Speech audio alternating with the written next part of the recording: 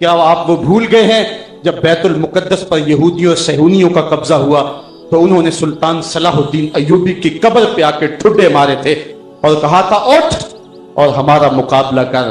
صلاح الدین ایوبی کی زندگی میں تو کوئی ان کے سامنے کھڑا نہ ہو سکا۔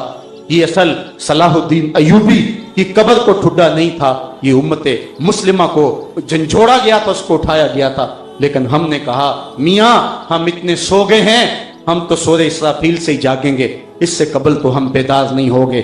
آئیے اب سلطان صلاح الدین ایوبی کی کہانی بھی سنتے۔ یہ اسلام کا مجاہد اعظم، یہ حلال اور صلیب کی جنگوں کا ہیرو، اور جس پہ امت اسلامیہ کو آج بھی ناز ہے، اور آج صدیاں گزرنے کے بعد یہ سینوں میں دل کی طرح دھڑکتا ہے۔ سلطان ایوبی کا نام آج بھی دلوں پہ نقش ہے، اور اس کا نام سن کے مردہ جانوں کے اندر بھی زندگی کی حرارت پیدا ہو جاتی ہے۔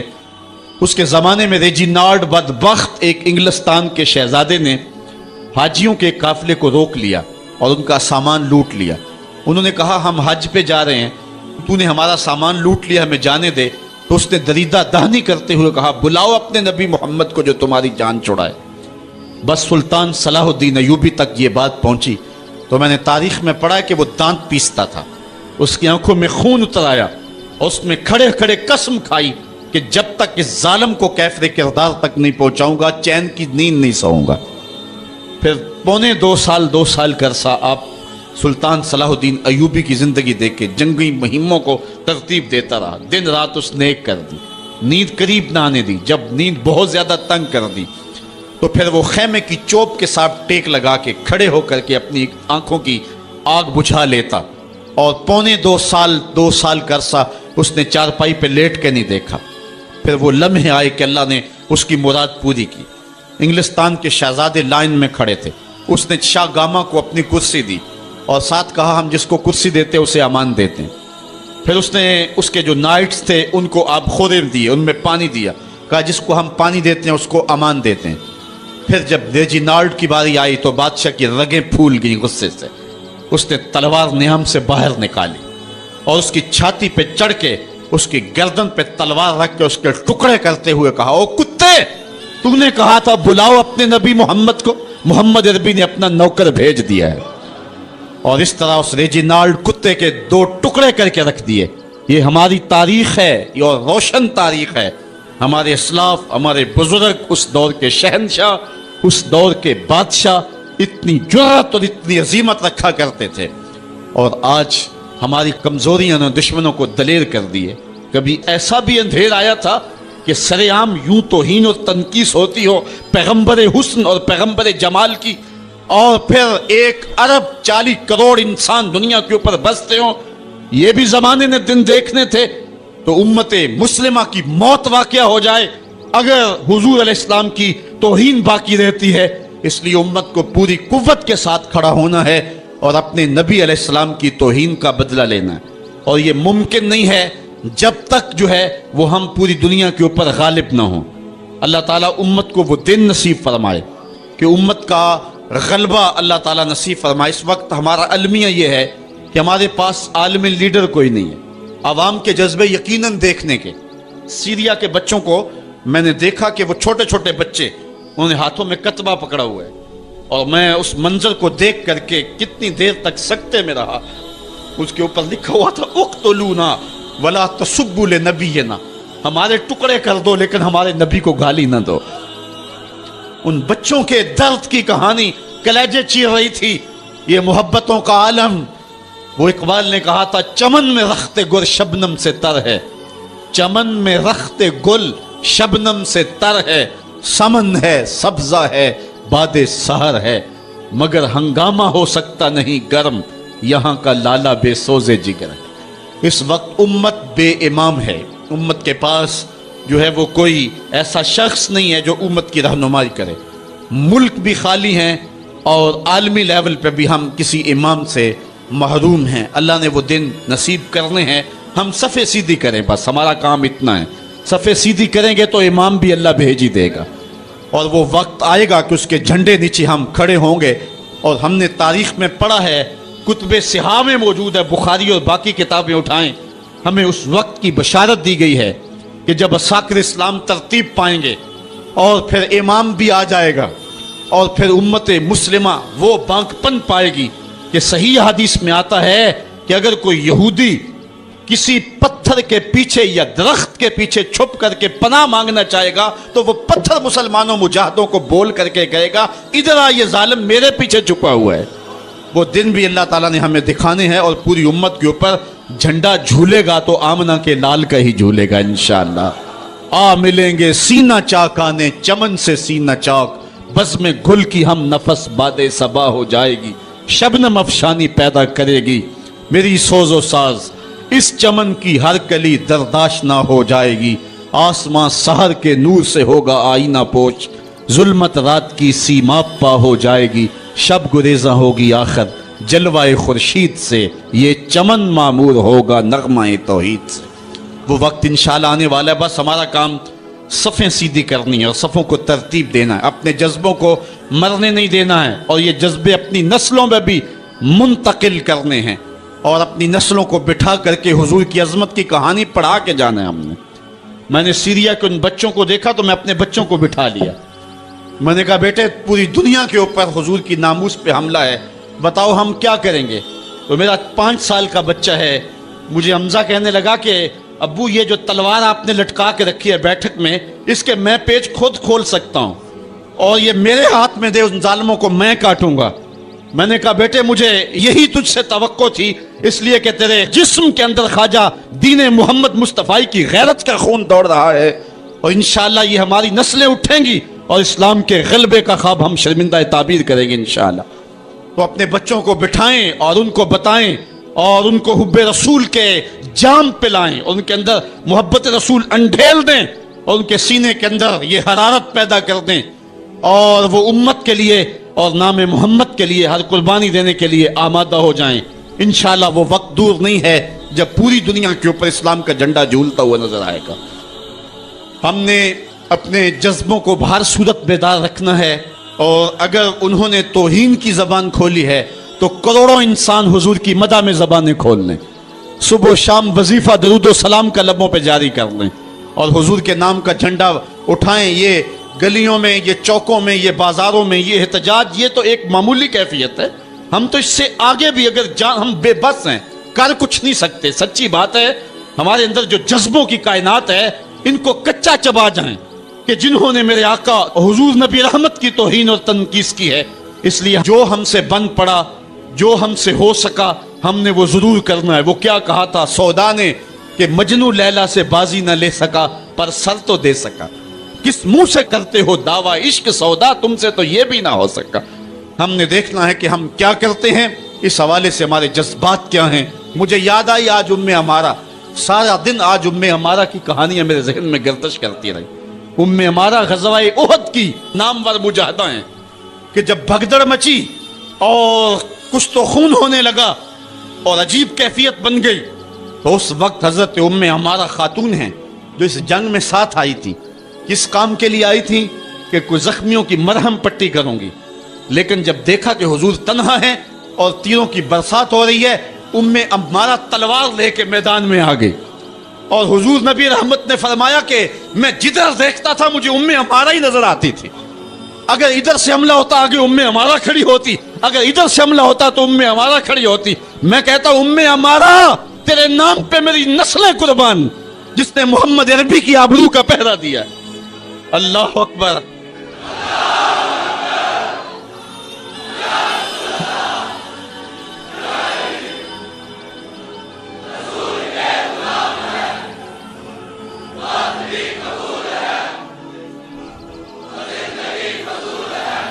تمہارے جذبے سچے ہیں انشاءاللہ، شاید مغرب کو بھول ہو گئی ہے۔ یہاں ایک ایک بچہ غازی علم الدین ہے، ایک ایک بچہ عمر چیمہ ہے۔ یہ سعادت مندیوں کا سفر ہے، یہ مغرب کو بھول ہو گئی ہے۔ اس نے کس قوم کو چھیڑا ہے؟ ان کی غیرت مری ہوئی نہیں ہے، انہوں نے کچوکے دیے، زخم دیے، امت کو معاشی بحران میں مبتلا کر دیا۔ روز پیٹرول کے بم ہمارے اوپر گرتے ہیں لیکن ہم کبھی میدان میں نہیں آئے۔ لیکن سارے معاملات کے اندر ہم کمپرومائز کر سکتے ہیں، کمزوری بھی دکھا سکتے ہیں۔ اگر اس عنوان سے ہم کمزوری دکھائیں، ہمارا بچتا ہی کچھ نہیں ہے، ہمارا سب کچھ نام محمد ہے۔ ہم نے ہر دور میں تقدیس رسالت کے لیے وقت کی تیز ہواؤں سے بغاوت کی ہے، چھوڑ کے سلسلہ رسم سیاست کا فسوں بس ایک نام محمد سے محبت کی ہے۔ ہم نے عہد غلامی کرنا ہے حضور علیہ السلام کے نام سے، اور انشاءاللہ یہ ہماری سعادت مندی ہے۔ ورنہ ہم نے وہ زمانہ بھی دیکھا ہے جس زمانے میں کوئی ایسا متنفس نظر نہیں آتا تھا جو حضور کے نام کا جھنڈا اٹھائے۔ یہ تاتاریوں کا دور ہے، جب بغداد کو اجاڑا گیا، امت کے سر کاٹے گئے، اور یہ حال تھا کہ منگول سردار نے کہا کسی مسلمان کا سر لاؤ، اپنے فوجیوں کو کہا نہیں تو تمہارا سر کاٹ کے لگائیں گے۔ ایک مینار تعمیر کرنا ہے کھوپڑیوں کا، اور پھر مسلمانوں کا پتہ ڈھونڈتے ہوئے لوگ ہاتھ میں پیسے لے کے گھومتے تھے کہ کسی مسلمان کا پتہ دے دو، اس کا سر کاٹیں ہم، لیکن مسلمان ملتا نہیں تھا، کاٹ دیے گئے۔ دجلہ 3 دن تک خون بن کے بہتا رہا۔ یہ ہماری تاریخ ہے بغداد کی۔ اور پھر دجلہ کا بند توڑ دیا گیا، جو لوگ تہ خانوں میں چھپے تھے 1.25 لاکھ لاشیں ہم نے وہاں سے پھر نکالی۔ پھر وہ لمحے آئے کہ کوئی ایسا متنفس نظر نہیں آتا تھا جس کے ہاتھ میں اسلام کا جھنڈا ہو۔ تو ایک منگول سردار عیسائی ہو گیا، اس نے ایک عیسائی پادری کو بلایا اور کہا کہ اپنے مذہب کی تبلیغ کر تاکہ کچھ لوگ اور بھی ہمارے ہم نوا ہو جائیں۔ اس نے قسم پرسی کے سالم میں کہ اب کوئی شخص نہیں ہے جو اسلام کا نام لیوا ہو، تو اپنے خب سے باطنی کا اظہار کر دیا اور پیغمبر حسن و جمال حضور نبی رحمت کی توہین و تنقیص کا آغاز کیا۔ ابن حجر نے لکھا ہے کہ ایک کتا تھا جو خیمے کی چوب کے ساتھ بندھا ہوا تھا۔ جب اس نے توہین کا آغاز کیا تو اس نے بھونکنا شروع کر دیا۔ لوگوں نے کہا کہ یہ کتا تیری اس توہین کی وجہ سے بھونک رہا ہے۔ اس نے کہا نہیں نہیں ایسی کوئی بات نہیں، یہ کتا نسلی کتا ہے۔ واقعی وہ نسلی تھا، اور میرا ہاتھ کا اشارہ پا کے غیرت میں آ گیا ہے، کوئی ایسی بات نہیں ہے۔ اس نے پھر توہین کا آغاز کر دیا۔ ابن حجر نے لکھا ہے کہ اس کتے نے زنجیر تڑوا کر کے اس پادری کے گلے میں جا کے دانت گاڑ دیے اور چھوڑا تب جب اس کو واصل جہنم کر دیا۔ اس منظر کو دیکھ کے 70,000 اس فوج کے سپاہی اسلام کے دامن میں آ گئے۔ اقبال نے اسی موقع پہ کہا تھا تو نہ مٹ جائے گا ایران کے مٹ جانے سے، نشائے میں کو غرض نہیں پیمانے سے، ہے عیاں یورش تاتار کے افسانے سے، پاسباں کعبے کو مل گئے صنم خانے سے۔ اللہ اپنے نبی کی آبرو کی یوں بھی حفاظت کرنا جانتا ہے۔ کون جانتا تھا کہ عامر چیمہ یہ کام سر انجام دے گا؟ وہ تو ٹیکسٹائل کی ڈگری لینے گیا تھا، لیکن غلامی رسول کی سند لے کے پلٹا۔ میں نے غازی کے جنازے میں شرکت کی ہے، آپ نیٹ پہ جائیں اور وہاں اس کے جنازے کی تصویر دیکھیں، یا کہیں تصویر آپ کو میسر ہو۔ جنازہ لوگوں کی انگلیوں پہ ہے، بھاری تابوت اور اس کے اندر اس کا جسد اطہر، لیکن ہاتھوں پہ نہیں ہے، آپ کو انگلیوں کے پوروں پہ نظر آئے گا۔ اور ایسے مناظر بھی دیکھنے والوں نے دیکھے کہ رش کی وجہ سے لوگ نیچے سے ہٹ بھی جاتے اور وہ پھر بھی ہواؤں میں تیرتا رہتا۔ آپ جا کے دیکھ لیں، میں کوئی ہوا میں بات نہیں کر رہا، بالکل انگلیوں کے پورے پہ میں خود شامل تھا، اور میری سمجھ میں اس وقت بات نہیں آتی تھی کہ یہ کیا ماجرا ہے، اتنا بھاری صندوق اور انگلیوں کے پوروں پہ۔ پھر ایک دن میں حضرت سعد بن معاذ کی کہانیاں پڑھ رہا تھا کہ ان کا جنازہ بڑا ہلکا تھا، تو پوچھا گیا تو فرمایا کہ سعد کے جنازے کو صرف انسان ہی جو ہے وہ کندھا نہیں دے رہے، فرشتے بھی کندھا دے رہے ہیں۔ غازی کا جنازہ ایسے ہوا میں تیرتا تھا جس طرح پانی پہ کشتی تیرتی ہے۔ میں نے خود غازی کی قبر کی پائنتی پہ ایک سید زادے کو روتے دیکھا، اور وہ کیا رہا تھا، ربا میں تینوں یہ نہیں کہندا مینوں عامر چیمہ بنا دے، میں کہنا ہے قدمہ دی مٹی ہی بنا دے۔ یہ سعادت مندی کی موت ہے، یہ خوش نصیب لوگوں کی زندگی ہے، اور مسلمان اس کو اعزاز سمجھتا ہے۔ اس پورے حال میں کوئی ایک شخص بھی نہیں ہوگا کہ جس کے دل میں یہ آرزو نہ ہو کہ میں حضور کے نام پہ قربان ہو جاؤں۔ ایک ایک شخص کے سینے کے اندر، میں سمجھتا ہوں میرا ہی سینہ، لیکن نہیں، ہر شخص کا سینہ یہی ہے، اور ہر شخص کے اندر کے جذبات یہ یار یہ دھڑا کیا ہے زندگی میں حضور کے بغیر، سب کچھ حضور ہی ہیں، اور ہماری زندگی کا سب سے قیمتی اثاثہ حضور کی ذات ستودہ صفات ہے۔ آپ کو جمعۃ المبارک کو جو کال دی گئی اس میں بھرپور شامل ہوں، جہاں جہاں سے آئے ہیں وہاں جو جلوس ہو بھرپور شامل ہو، لوگوں کو ترغیب دیں، اور اس کو جو ہے وہ بہت بڑے سائز کے اندر جلوسوں کو منعقد کرے تاکہ مغرب کو پیغام جائے کہ یہ تھکے ہوئے، ماندے ہوئے، ہارے ہوئے، یہ جو ہے وہ معاشی بحرانوں کے پسے ہوئے لوگ جب بھی اپنے من کا سودا کرتے ہیں تو بازار مصطفیٰ میں ہی کرتے ہیں۔ ان کو پیغام جائے اور ہماری نسلوں کے اندر بھی یہ جذبے جاگے، اپنے بچوں کو بھی انگلیوں سے لا کر کے جو ہے وہ ان جلوسوں کے اندر لے کر کے آئیں، اور اس سعادت مندی کے سفر کے اندر ان کو بھی شامل رکھیں تاکہ ان کے اندر بھی یہ جذبے بیدار ہوں کہ محمد سے وفا تو نے تو ہم تیرے ہیں، یہ جہاں چیز ہے کیا لوح و قلم تیرے۔ ہم تاریخ کے کمزور دور میں بھی دیکھتے ہیں جب سلطنت عثمانیہ کا کمزور خلیفہ سلطان عبد الحمید تمام سفیروں کو بلا کر کے انہیں کہتا ہے کہ مجھے یہ اطلاع ملی ہے کہ تمہارے ملک میں ایک ایسی فلم کی نمائش ہونے والی ہے جس میں پیغمبر رحمت صلی اللہ علیہ وسلم کی توہین اور تنقیص کے پہلو نکلتے ہیں۔ تو انہوں نے کہا کہ ہم اس کا کل جواب دیں گے۔ تو اگلے دن انہوں نے دربار میں حاضر ہو کر کے کہا کہ اس فلم کے لیے ٹکٹیں تقسیم ہو چکی ہیں اور اس کو روکنا ممکن نہیں ہے۔ تو سلطان عبد الحمید اپنے ہاتھ میں تلوار پکڑتا ہے اور پھر اپنی کرسی سے اٹھ کے کھڑا ہو جاتا ہے، کہتا ہے تم کر کے دیکھو، یہ تلوار پھر تمہارا فیصلہ کرے گی۔ اور پھر وہ فلم ریلیز نہیں ہو سکی تھی۔ یہ میں آپ کو اسلام کے طاقتور دور کی کہانی نہیں سنا رہا، سلطنت عثمانیہ کا کمزور ترین خلیفہ یہ سلطان عبد الحمید کی کہانی ہے۔ یہ ہمارے دور زوال کی کہانی ہے اور ان میں یہ ہمت نہ ہو سکی، اور جو ہمارا ماضی ہے وہ تو اس حوالے سے اتنا شاندار ہے۔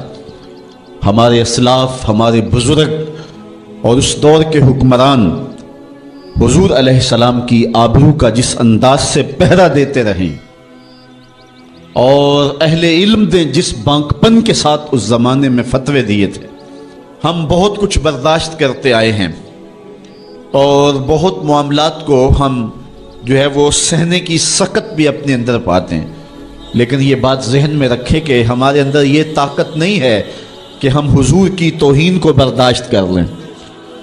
ہمارا سب سے قیمتی اثاثہ اور کائنات کی سب سے بڑی دولت حضور کی آبرو ہے، اس کی جو بھی ہمیں قیمت دینا پڑی ہم ہر صورت کے اندر وہ قیمت ادا کر کے ناموس رسالت کا پہرا دیں گے انشاءاللہ۔ اور دنیا نے دیکھ لیا ہے ہم اتنے کمزور نہیں ہیں، شاید انہوں نے حکمرانوں کے چہروں سے عوام کے چہروں کو دیکھنے کی کوشش کی تھی، لیکن ایسا نہیں ہے۔ جن کے مفادات مغرب سے وابستہ ہیں اور جن کے پیسے مغرب کے بینکوں میں ہیں اور جن کی عیاشیوں پر مشتمل ویڈیو ان کے پاس موجود ہیں، وہ تو بزدل کوئی بات کرنے کی ہمت نہیں رکھتے، اور جنہوں نے اپنی زندگی کا سودا ہی بازار محمد میں کیا ہے تو پھر انہیں کوئی ڈر اور کوئی باک اور کوئی خوف نہیں ہے، اور وہ حضور کے نام پہ سب کچھ لٹانے کے لیے ہمیشہ آمادہ رہتے ہیں۔ کوئی ان کے ساتھ چلے یا نہ چلے۔ لاہور کے اندر پرسوں درس قرآن کے بعد میں ایک دوسری جگہ درس قرآن پہ جا رہا تھا، تو میں نے ایک تنگ گلی میں دیکھا کہ ایک بوڑھا شخص تھا جس کی عمر کوئی 80 سال کے قریب ہوگی۔ اس کا حلیہ بھی نہیں بتا رہا تھا کہ وہ کوئی مذہبی شخص ہے، اس کی وضاحت بھی ایسی تھی اور اس کا لباس بھی کچھ ایسا تھا، لیکن اپنے 10 یا 12 سال کے پوتے کو اس نے بٹھایا تھا موٹر سائیکل پہ اور پیچھے خود بیٹھا ہوا تھا اور ہاتھ میں پلے کارڈ اٹھایا ہوا تھا، اس اوپر لکھا تھا کالی کملی والے تم پہ لاکھوں سلام۔ اور وہ گلیوں میں گھومتا تھا اور اس کی آنکھوں میں جو آنسو اور چمک تھی وہ بتا رہی تھی اور مغرب کو پیغام دے رہی تھی کہ ہم گناہگار ضرور ہو سکتے ہیں، محمد عربی کی چوکھٹ کے غدار نہیں ہو سکتے ہیں۔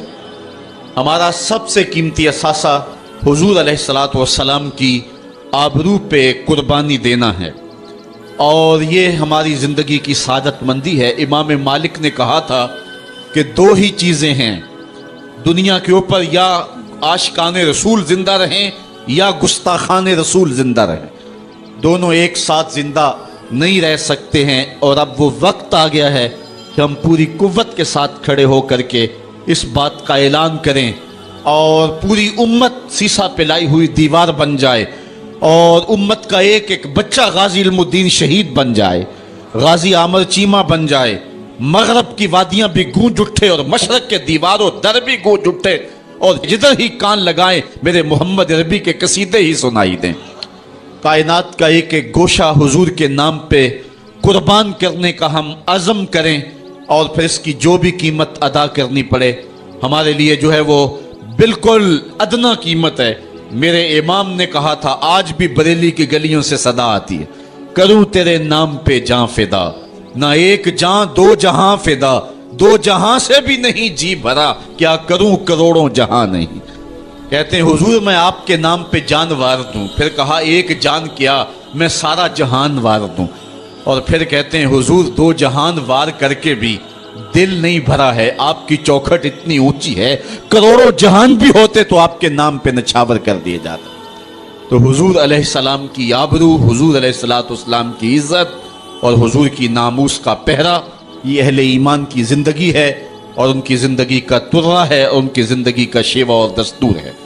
کتاب رحمت کا مضمون دیکھیے، آج آپ کو کئی لوگ بزدلی کی تبلیغ کرتے دکھائی دیں گے، مختلف چینلوں پہ بیٹھے ہوئے کمزور باتیں کرنے والے بھی آپ کو دکھائی دیں گے، کسی کی بات پہ کان نہ دھریں۔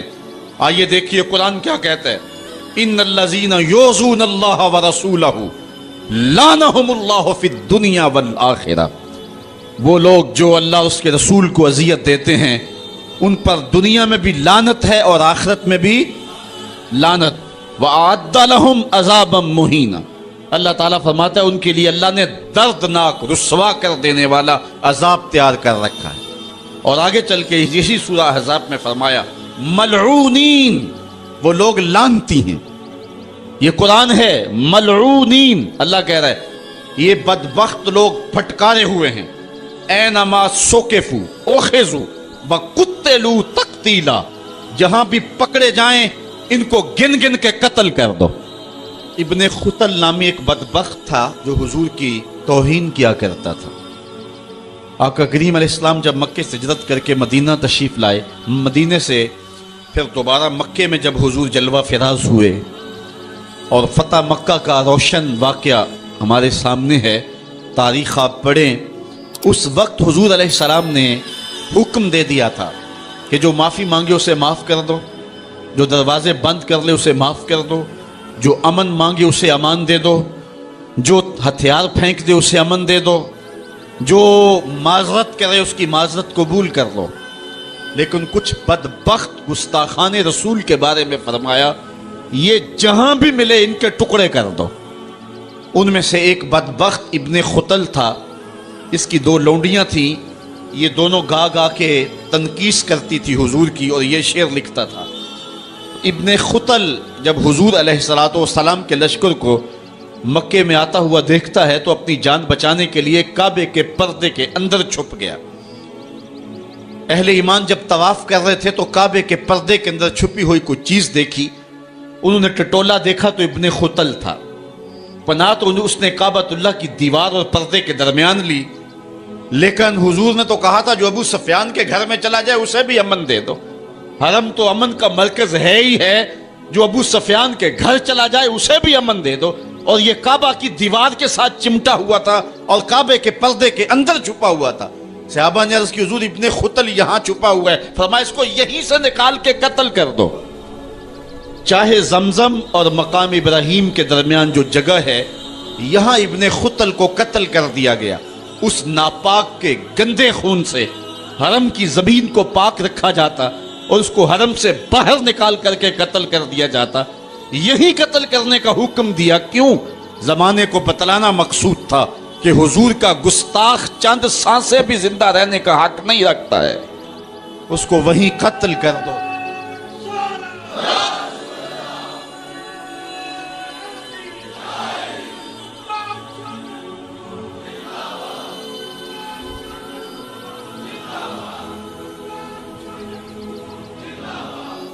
آج ہم یاد کرتے ہیں سلطان صلاح الدین ایوبی کو، آج یاد آتا ہے سلطان نور الدین زنگی، جنہوں نے نام محمد پر اپنا سب کچھ وار دینے کا عزم کر رکھا۔